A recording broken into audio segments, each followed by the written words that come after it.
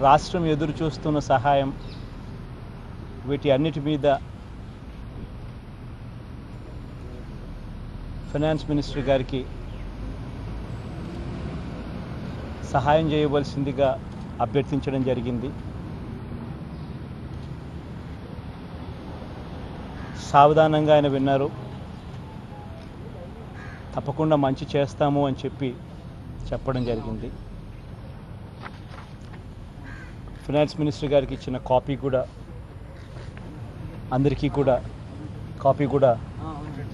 మీ అందరికీ కూడా సర్క్యులేట్ చేస్తున్నాం.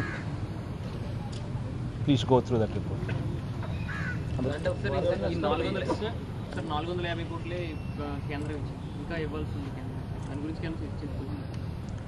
అడిగామమ్మా, మీరు చెప్పింది కూడా డిస్కషన్లో వచ్చింది.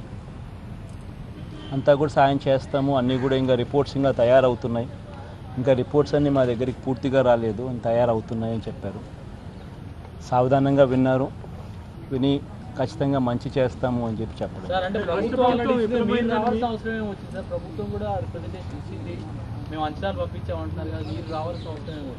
అవును, ప్రధాన ప్రతిపక్షంగా వచ్చి రిప్రజెంటేషన్ చేస్తే నీకేమైనా అభ్యంతరమా? నీకేమన్నా అభ్యంతరంగా ఏమన్నా ఉన్నట్టుగా?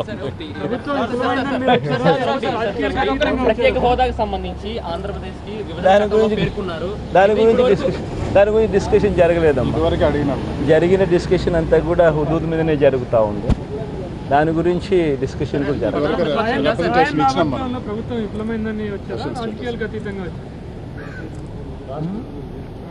కేంద్ర సాయం రావడంలో రాష్ట్ర ప్రభుత్వం విఫలమైందని మీరు మీ బాధ్యతగా వచ్చారా, లేకపోతే ప్రజలకి? రాష్ట్ర ప్రభుత్వం పూర్తిగా విఫలమైంది అన్నది ఇప్పుడుగా చెప్పింది.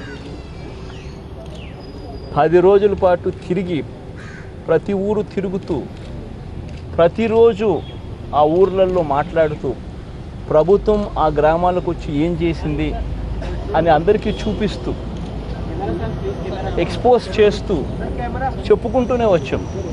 సో ప్రభుత్వము హుదూద్ తుఫాన్లో పూర్తిగా విఫలమైంది అన్నది నేను తిరిగిన, నాతో పాటు మీరు కూడా మీ టీవీ ఛానల్ వెనకల అడిగితే నాతో పాటు తిరిగి నా క్లిప్పింగ్స్ చూస్తే చాలు. నేను వెళ్ళి నా గ్రామాలకు మీరు కూడా వెళ్ళి ప్రజలు ఏం చెప్పారు అన్నది ప్రజలతోనే చెప్పించాం. ప్రజలే ఏం జరిగింది అని చెప్పారు. సహాయం అసలు అందని పరిస్థితి ఏమిటి అని కూడా చెప్పారు. కనీసం 25 కేజీలు బియ్యం అట్ట వాళ్ళు ఇచ్చేది. ఆ 25 కేజీలు మామూలుగా నెల రేషన్ షాప్లో రూపాయికి ఇస్తారు.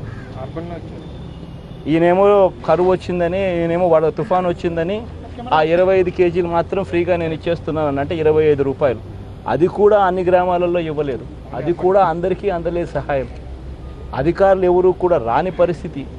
గ్రామస్తులే చెప్తా ఉన్నప్పుడు రికార్డింగ్ చూపించి మరీ మీ అందరికీ కూడా వినిపించడం జరిగింది. ఆ 10 రోజులు నాతో పాటు మీరు కూడా ఫాలో అయ్యి ఉంటే, తెలుగు ఛానల్ అయితే అన్నీ ఫాలో అయ్యాయి కాబట్టి ఆ రికార్డింగ్లు చూస్తే చాలు.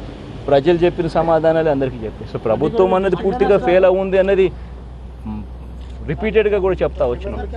చంద్రబాబు నాయుడు గారి మాటలు ఏ రకంగా నమ్మి రైతులు రుణాలు కట్టకుండా ఉన్నందుకు క్రాప్ ఇన్సూరెన్స్ కూడా రాని పరిస్థితి ఏ రకంగా ఉంది, ఏ రకంగా 25 కేజీల బియ్యం మాత్రమే ఈ ప్రభుత్వం ఇస్తూ ఉన్న పరిస్థితి, ఆ 25 కేజీలు కూడా రూపాయి కిలో బియ్యం కూడా కొంతమందికి ఇచ్చి కొంతమందికి ఈని పరిస్థితి, ఇవన్నీ కూడా చెప్పుకుంటూ రావడమే కాకుండా క్లియర్గా కూడా చెప్పడం జరిగింది.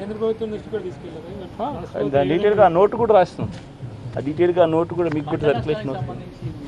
అడిగినా ఆ నోటు కూడా క్లియర్గా ఉంది. ఆ నోట్లో కూడా పాయింట్ కూడా మెన్షన్ చేస్తుంది. ప్రత్యేక హోదాకు సంబంధించి ప్రధాన ప్రతిపక్షంగా మీరు కేంద్రం దృష్టికి ఏమైనా తీసుకొచ్చారు? అంటే ఆంధ్రప్రదేశ్ చాలా నష్టం జరిగింది విభజన వల్ల.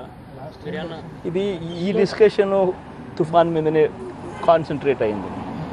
ఇంతకు ముందే కూడా ఎప్పుడో కూడా చెప్పడం జరిగింది. కొత్తగా చెప్పేది ఏం లేదు. ప్రత్యేక హోదా గురించి యాక్ట్లో ఉంది. ఇంతకు ముందే ఒకసారి నరేంద్ర మోడీ గారిని కలిసి ఆయనకే రిప్రజెంటేషన్ చేసిన పరిస్థితి కూడా ఇంతకు ముందే ఇవ్వలేదు. Thank you.